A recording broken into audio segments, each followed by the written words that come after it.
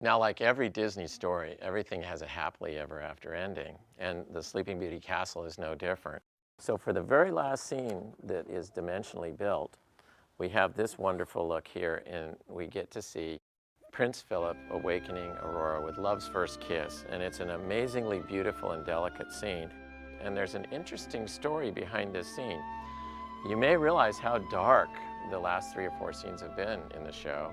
This wasn't actually there on opening day. It was added 6 weeks later. And my bet is that someone like Walt Disney going through this show felt like it was a little bit too dark and asked them to go back in and see if they couldn't create love's first kiss. Doves are flying over, roses are illuminating down below, and each time Philip kisses Aurora, they magically disappear.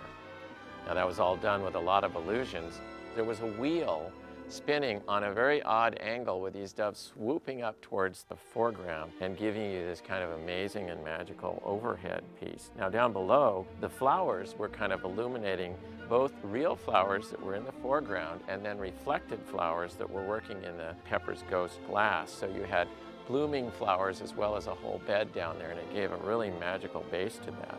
And of course, then the main scene of Philip kissing Aurora was projected into the Pepper's Ghost, and to get it to recycle, they actually blacked it out and it went dark and then came back and started over again. It was also a good way to get the guests to move on down to the next sequence in the show.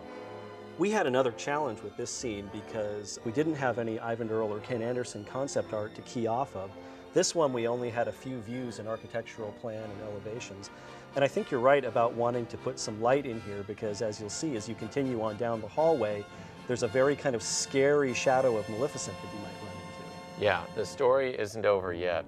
Down at the end of this hall, just a few steps away, a very ominous silhouette of Maleficent pops out, startling the guests, and then boom, there's a thunder flash and she's gone.